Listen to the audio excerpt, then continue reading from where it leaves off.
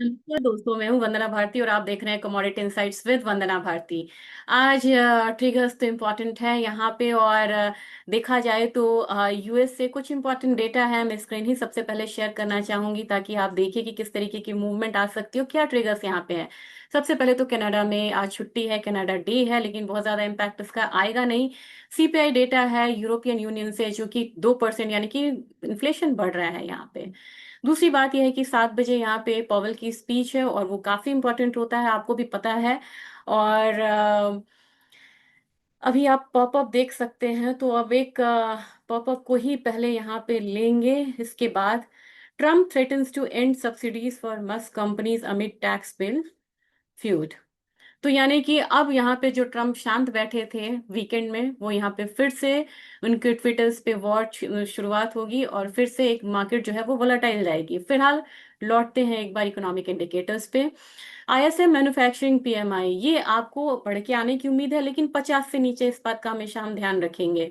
Global manufacturing PMI ये 52 unchange है, लेकिन 50 से ऊपर है, ये एक राहत की बात है। अब यहाँ पे जॉब ओपनिंग जो है वो थोड़ा सा यहाँ पे 7.391 मिलियन था, ये अब 7.32 मिलियन है। तो थोड़ा सा यहाँ पे कम होके आने की उम्मीद है, लेकिन लगभग लगभग यहाँ पे आपको एक नॉर्मल सा रेंज जो है वो देखने को मिल सकता है। तो इसका इम्पैक्ट पूरे ही मार्केट पे आएगा। और आज के दिन में अगर बात की जाए कि किस तरीके की मूवमेंट्स आ रही हैं, तो सबसे बड़ा कंसर्न आपको यहाँ पे आपको देखने को मिलेगा। डॉलर इंडेक्स 97 से नीचे गया है। डिकेड्स बाद ऐसा हो रहा है कि डॉलर इंडेक्स जो है मल्टी ईयर लो पे है, वो 97 से नीचे है। क्योंकि 97 से नीचे है क्योंकि बार बार बात यही हो रही है कि डेट बढ़ रहा है और पॉलिटिकल इनस्टेबिलिटी अगर आपको मिडिल ईस्ट में है तो यूएस में भी कम नहीं है। उनकी अपनी पार्टीज में भी यहाँ पे अब डिफरेंसेस आ रहे हैं। एलन मस्क के डिफरेंसेस है, ये भी आपको पता है। एलन मस्क ने ये भी बोला है कि अगर ये बिल अगर यहाँ पे पारित होता है जो ट्रम्प का है, तो उसके बाद थर्ड पार्टी भी यहाँ पे बन सकती है। तो पॉलिटिकल अनरेस्ट जो कि अब तक मिडिल ईस्ट में था, रशिया, यूक्रेन, आप मान के चलिए चाइना में, इंडिया, पाकिस्तान, वो अब यूएस में भी पहुंच चुका है। ऐसे में यहाँ पे गोल्ड नहीं बढ़ रहा है और बहुत ज्यादा, लेकिन एक डाउन साइड के बाद अब मुझे लग रहा है कि इन सब न्यूज का जो इम्पैक्ट है गोल्ड पे आना शुरू हुआ है। और गोल्ड यहाँ पे अगेन आपको 3341 डॉलर के करीब है, यानी कि एक दिन में 33 डॉलर का जो उछाल है वो आपको गोल्ड के प्राइसेस में देखने को मिल रहा है। यानी कि फिर से गोल्ड ने अपना एक जो ट्रिगर्स होता है वो ढूंढ लिया है ऊपर जाने का। अब यहाँ पे प्राइसेस आपको 3365 3380 डॉलर में, फ्यूचर्स की बात कर रही हूँ, यूएस फ्यूचर्स की बात कर रही हूँ, वो यहाँ जाता हुआ दिख सकता है। और इस हफ्ते आप 3400 डॉलर मान के चल सकते हैं। यहीं पे मुझे स्पॉट गोल्ड के बारे में भी आपको बताना, उसके लेवल्स डिफरेंट होते हैं क्योंकि थोड़ा डिस्काउंट पे है। तो 3365 अल्टीमेटली इस हफ्ते के लिए आप मान सकते हैं स्पॉट गोल्ड का। और जिस तरीके से मूवमेंट बन रही है, मुझे लग रहा है कि एक टेंशन आता हुआ दिख रहा है। टेंशन आता हुआ दिख रहा है, तो अब इसका इम्पैक्ट जो है आपको दिख रहा है एमसीएक्स गोल्ड पे भी। क्योंकि दोबारा हम लोगों ने देखा है कि आईएनआर 85.60 के करीब है और गोल्ड हमारा जो है 97,500 के लिए तैयार होता हुआ दिख रहा है। यानी कि अब जो रेजिस्टेंस बनेगा वो 97,500 का बनेगा अपसाइड में। और वो जो स्टोरी थी कि यहाँ पे डाउन साइड आपको आया 95,000 आया, लेकिन मैंने 94,000 भी कहा था, मुझे याद है बिल्कुल। तो वहां से मार्केट एक बार पलटता हुआ दिख रहा है, लेकिन अब अपसाइड का ध्यान है तो हम ट्रेंड के साथ चलेंगे। 97,500 मुझे लग रहा है रेजिस्टेंस है और नीचे की तरफ 96,000 का एक सपोर्ट बनता हुआ दिख रहा है। ट्रिगर्स इतने हैं कि आप यहाँ पे एग्जैक्ट बॉटम तो और टॉप बॉटम पकड़ना बहुत मुश्किल होता है। लेकिन यहाँ पे ट्रिगर्स ऐसे हैं कि ओवरनाइट कोई स्टेटमेंट आता है और मार्केट चेंज हो जाती है। अब यहाँ पे आपको सिल्वर की बात की जाए, सिल्वर भी एक अपसाइड ले रहा है, लेकिन आपको भी पता है कि $37 से $37.5 काफी ज्यादा यहाँ पे एक रेजिस्टेंस है। और कहते हैं कि 45 साल के कंसोलिडेशन में सिल्वर है ये कमोडिटी। तो आप जब समझिए, जब 45 साल के कंसोलिडेशन से बाहर निकलेगी तो फिर उसका अपसाइड क्या होगा, लेकिन उससे पहले का पैनिक भी हम देख सकते हैं, अपसाइड डाउन साइड दोनों मूवमेंट। लेकिन आज के दिन में कहेंगे, मैं फिर से वही रिपीट करूंगी जो मैंने पहले कहा था कि 98,000 एक बार तोड़े तो ये 1,10,000 देखेगा। इसने देखा भी ये कमोडिटी ने, लेकिन अब मेरा जो लेवल से वो चेंज हो चुका है। 1,07,000 जो आपसे मैं बोल रही हूँ, एक बार उससे ऊपर जाए तब जाके हम इसमें नया अपसाइड आता हुआ देख सकते हैं। नहीं तो ये ट्रैप है किस जोन में, 1,07,500 अपसाइड, और नीचे की तरफ आप मान के चलिए मैक्सिमम आप यहाँ पे मान के चलेंगे तो 1,04,000। 3,500 का दायरा है जिसको सिल्वर काफी दिनों से नहीं तोड़ रहा है, इस दायरे को तोड़ने के लिए जरूरी है, नहीं तो यहाँ पे आपको ये कंसोलिडेशन में ही मूव करता हुआ नजर आएगी ये कमोडिटी। तो आपको बोलेंगे कि क्लैरिटी क्या है, फिर यहाँ पे क्लैरिटी यही है कि नेक्स्ट जो अपसाइड है 1,07,500 से ऊपर आए तभी जाके आपको अगला स्ट्रेंथ मानना चाहिए, नहीं तो एक डाउन साइड भी आ सकता है। अगर उससे ऊपर जाए तो मार्केट कितना जा सकती है, 1,10,000। नीचे की तरफ आता है तो आपको 1,04,000 इमीडिएट यहाँ पे सिल्वर देखने को तैयार रहेगी। अब यहाँ पे बात करेंगे ऑयल की। ऑयल ने एक रेंज लिया है। अब 6 जुलाई को यहाँ पे आपको, आज है 1 तारीख, 6 जुलाई को आपको ओपेक का मीट है, और इस पर मान के चलिए ये है संडे, मंडे आपको एक गैप डाउन ओपनिंग हो भी सकता है क्रूड में, लेकिन इस हफ्ते पूरा रेंज में इसको बना के रखा हुआ है। बना के क्यों रखा हुआ है ऑयल को, क्योंकि ऑयल ने 77-78 डॉलर से जो डाउन साइड देखा तो ये 64 आया। 64 से अब ये थोड़ा सा बाउंस करने की कोशिश कर रहा है, लेकिन मैं आपको इसका ट्रैप रेंज बताती हूँ। जिस रेंज में ये ट्रैप है 66.32 ऑन हायर साइड, और ऑन लोअर साइड 64। तो 64 से लेके 66.32 ये एक जोन है जिसमें कि क्रूड है। तो जब तक 64 को नीचे ब्रीच नहीं करे हम बहुत ज्यादा डाउन साइड नहीं मानेंगे, और अप साइड कोई भी आएगा तो 66.32 के करीब रुकने की कोशिश जरूर करेगा। आज हमारी मार्केट थोड़ा संभलती हुई नजर आ रही है। डाउन साइड से इसने एक रिकवरी लेना शुरू करा है। 5620 5625 से ऊपर मान के मत चलिए। अगर वहां तक भी आता है तो आप लोगों को, अगर आप लॉन्ग है तो निकलना चाहिए, और कोई बहुत बड़ा पॉजिटिव न्यूज आए तो ही यहाँ पे आप एक बारी 5700 का लेवल आता हुआ देखेंगे, लेकिन वो सेकंड रेजिस्टेंस यहाँ पे है। नेचुरल गैस में मुझे कमेंट आया है और मैं वेलकम करती हूँ। उन्होंने कहा कि आपने नेचुरल गैस तेज बोला था जबकि सारे लोग मंदी बोल रहे हैं।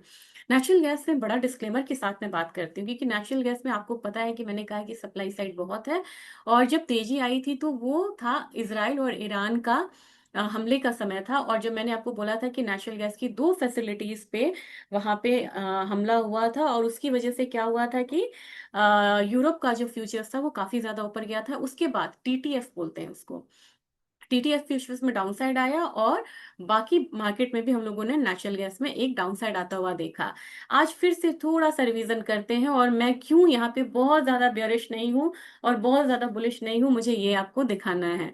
अब ये हमारा पे टेम्परेचर है, टेम्परेचर एक बार इसमें आके देखें तो मैं बोलती हूँ netgasweather.com, फिर से एक बार मैंने बोला, this week net gas demand ये हाई साइड है। ये बहुत ज्यादा इसको गिरने नहीं देगा क्योंकि हायर साइड डिमांड आ रहा है।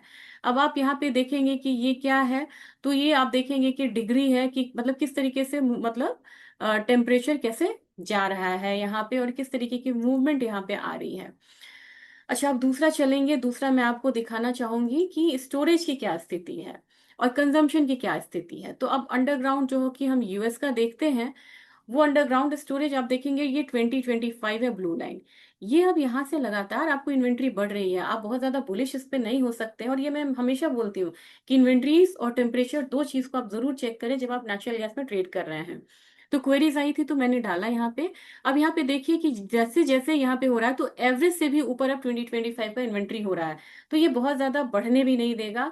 और कंजम्पशन साइड में अगर देखेंगे तो कंजम्पशन साइड में ये 2024 को मतलब ओवरऑल देखेंगे तो एक्सीड करा था, लेकिन अब यहाँ पे कंजम्पशन जो है इलेक्ट्रिसिटी जनरेशन में वो डाउनसाइड जा रहा है। लेकिन अभी हमारा जो रेजिडेंशियल और कमर्शियल यूजेज है डाउनसाइड गया है, लेकिन फिर भी एज कंपेयर टू एवरेज वो ऊपर की तरफ है। तो ओवरऑल आप बोलेंगे कि अब इतनी बातें हो गई, मतलब की बात करते हैं कि होगा क्या, और क्या इसमें प्राइस का आउटलुक रहेगा, किस रेंज में ये कमोडिटी ट्रेड करेगी। तो यहाँ पे मुझे लग रहा है कि नेचुरल गैस 3.43 है अपना इंटरनेशनल मार्केट में, और हमारा जो बाजार है ये करीब करीब मुझे लग रहा है कि 293 के करीब है। तो अब थोड़ा सा डाउन साइड तो आपको नेचुरल गैस में लग रहा है, और ये आपको आ सकता है 3.37 के करीब में।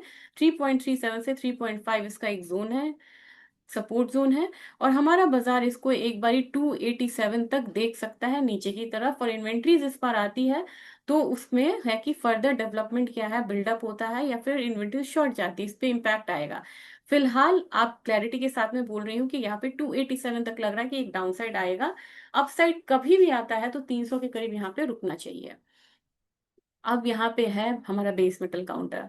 बेस मेटल काउंटर अभी मोड में है, यानी कि जिंक ने एक प्रॉफिट बुकिंग यहाँ पे लिया है, और मुझे मेरे ख्याल से काफी स्ट्रॉन्ग प्रॉफिट बुकिंग है। और इसमें 265 वाला जोन आएगा, लेकिन उससे पहले 254 मुझे लग रहा है कि प्रॉफिट बुकिंग होके हो सकता है कि ये 254 वाला जोन भी दिखाए, वहां से फिर से बाइंग रिटर्न आ सकती है। एल्यूमिनियम ने होल्ड किया हुआ है, एल्यूमिनियम मुझे लग रहा है ज्यादा नहीं लेकिन 250 तक का एक स्ट्रेंथ रखता है। और रही बात कॉपर की, कॉपर एक बार फिर से तैयार खड़ा है रेजिस्टेंस को ब्रेक करने के लिए, 896 के करीब है। और मुझे लग रहा है कि 900 के करीब ये आराम से एक बारी कॉपर जा सकता है। और इसकी तैयारी तो आपको पता है कि कॉपर में काफी बढ़िया मतलब की है कि सप्लाई साइड इसमें काफी ज्यादा स्क्वीज है, और लगातार चाइना से बाहर जा रहा है। और इनफैक्ट मैं आपको एक बार न्यूज़ दिखा दूंगी तो आप खुद से भी ये देख सकते हैं। tradingview.com को मैंने इसमें ट्रैक करा है, इसमें copper prices hold firm amid supply constraint, ठीक है ना। तो यहाँ पे इन्होंने दिखाया है कि inventory tracked by Shanghai future exchange, जो मेन एक्सचेंज है, डिक्लाइन बाय 19.11%, ठीक है ना। और ये 1 मंथ लो पे है। तो इसकी वजह से क्या है ना कि प्राइसेस कॉपर का बहुत ज्यादा डाउनसाइड नहीं जाएगा। और अगर बात की जाए एलएमई की, जो मेन यहाँ पे एक्सचेंज है, ये कह रहा है कि stock price at LME fell again last week, dropping to 91,275 metric ton, the lowest level in nearly 2 years. 2 years के लो पे है। तो जब फंडामेंटल्स और टेक्निकल दोनों यहाँ पे मैच करता है, तब मैं आपको बोलती हूँ कि ये लेवल्स को आपको होल्ड करना चाहिए। तो अब आपको पता चल गया होगा कि मैं क्यों बोल रही हूँ कि कॉपर में एक अपसाइड जो है वो रहेगा।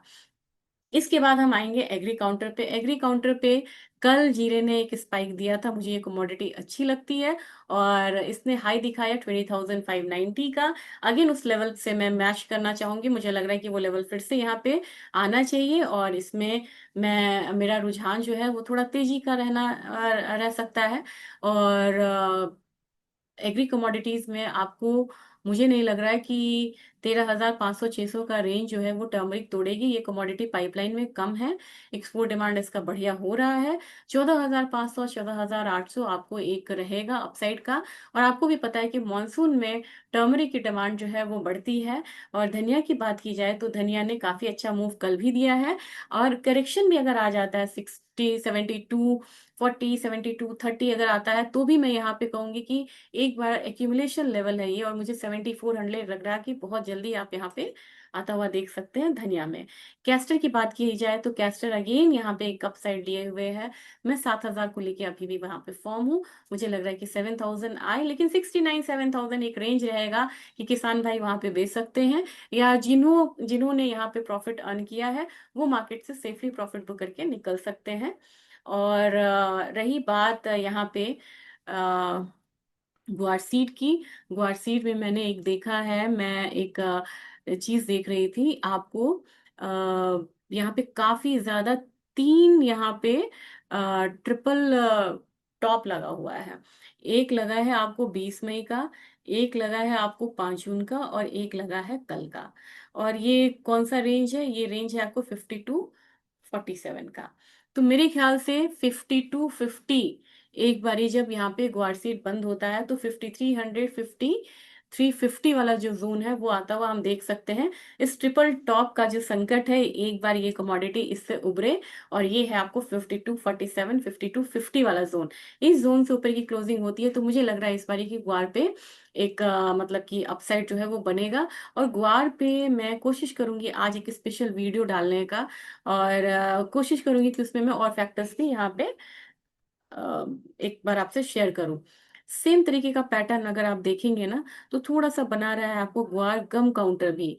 एक बारी इसमें देखेंगे फिर से, वो 5 जून है, कल का दिन है, और एक बारी आपको फिर 23 मई है। यहाँ पे इसी लेवल से ये वापसी आया है, 9800 वाले लेवल से ये वापसी आया है। 9800 से ऊपर की अगर यहाँ पे क्लोजिंग होती है, जो कि मुझे लग रहा है कि इस बार होना चाहिए, तो आप यहाँ पे फिर से एक बार 10,000 यानी कि 5 डिजिट नंबर में ग्वार गम को आता हुआ देख सकते हैं। अच्छा, इसके बाद अगर हम रेट्स की बात करें, कोपुड में, कोपुड फिर से बढ़ने की शुरुआत करी है इसने। और मैं आपको बता दूं, आप अगर कॉटन में ट्रेड करते हैं तो आपको ये जानना चाहिए, क्योंकि इंटरनेशनल मार्केट में कॉटन में लॉन्ग पोजीशंस बने हैं, तो यहाँ पे एक फर्म ट्रेंड आपको देखने को मिलेगा। तो 3200 से 3230 again I am expected in cotton oil seed cake, जो इसका एक रेजिस्टेंस रहेगा। सपोर्ट आपको 3100 के करीब का होना चाहिए। तो मैंने सारा ब्रीफ आपको यहाँ पे दे दिया हुआ है।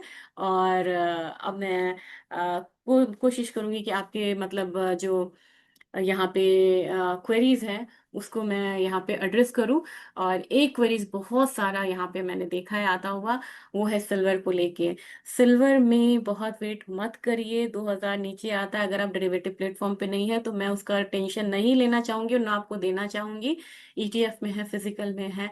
आप सिल्वर को एक्यूमुलेट करिए, 2 साल 3 साल बाद आपको ये लेवल्स नहीं मिलेंगे।